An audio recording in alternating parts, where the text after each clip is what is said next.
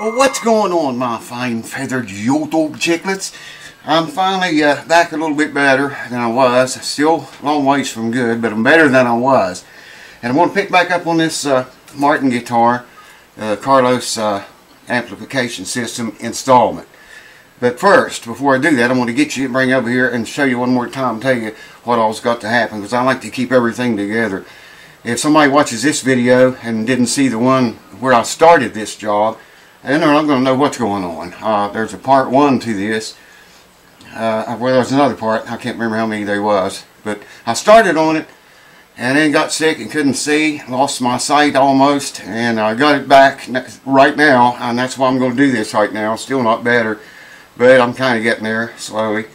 But anyways, I'm going to get you now. I'm going to get you. And bring you over here and explain one more time what I'm going to do, and then we're going to do it. Alright, there's the transducer. What we're going to do is I got to come out here past the 6th key, between the 6th pinhole there and this ridge right here, okay, right in the middle of those two, and drill a hole down in the saddle slot nearest the sound hole, and it's got to be at a 45-degree angle this way, okay. Same thing over here between the high E pin and this ridge here, right between them, in the saddle slot toward the sound hole, a 1mm hole there at a 45-degree angle this way, okay. So then I got two holes, one drilled like that and one drilled like that.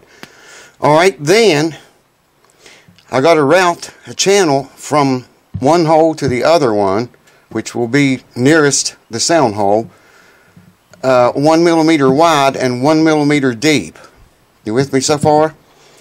Then I got to take this transducer and go inside the guitar and come up through this hole, across the channel that I route, and back down into that hole. The whole transducer it comes up to the top and then back down through the top. And then saddle sets on top of that. And I'm going to see if it'll work without that carbon fiber strip that you're supposed to glue on the bottom of the saddle. I really don't like to do that. I'll talk to the owner first. If he wants it done, I'll do it. But if it'll work without it, I recommend, you know, using it without it. So let's get to it. Hold on. Now right here where I said I was going to drill, I'm just looking in there now with a mirror and making sure that I am not going to hit a brace. I don't want to drill through the X-brace, and we're going to be safe because it runs way out here. The X-brace does. I can see it there and up there. I just happen to think, you know, I don't want to drill through the brace, man. There's already a hole started right here on this side I might make mention. In fact, that's probably where I'll drill my hole at, where that hole is already started. And what that's for, Martin does that in case you want to install an under saddle piezo or some kind of a pickup. Sometimes they drill the hole clear through. This one's not clear through, I don't think. It looks like they just started it and then stopped there. Yeah, well that's good. That'll give me a point to start.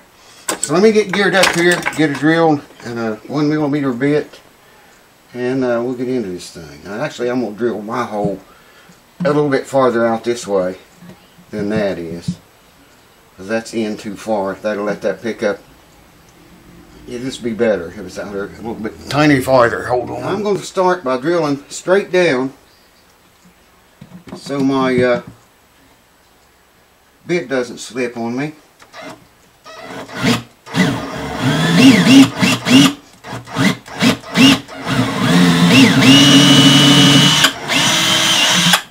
Beautiful. We've got the 45-degree angle on it. Same thing here. I want to start drilling straight down.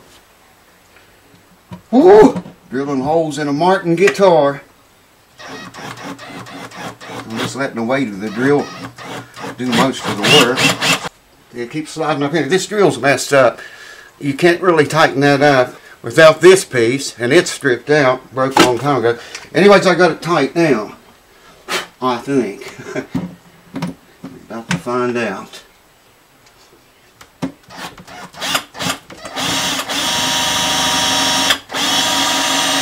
Now I'm going to get set up to do some routing. Hold on. Well, bad news. I wanted to show you how I was going to do this though.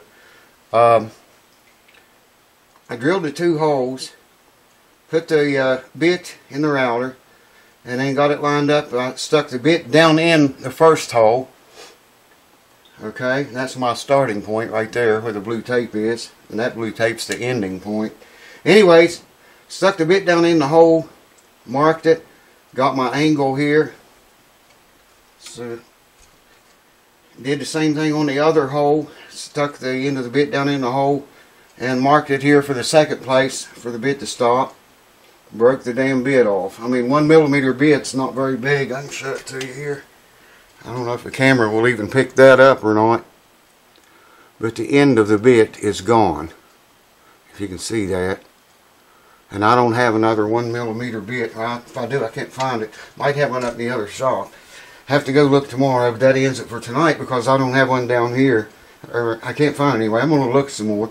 Put leather underneath here to protect it.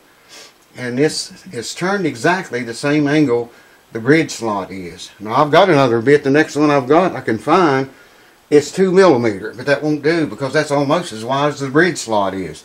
I think it's 2.6 or something wide, and we only need 1mm is all we need to route.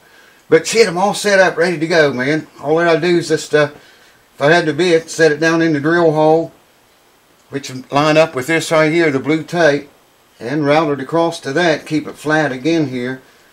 And but I got to order a bit, I'm sure I will, so hold on for that. Stay tuned.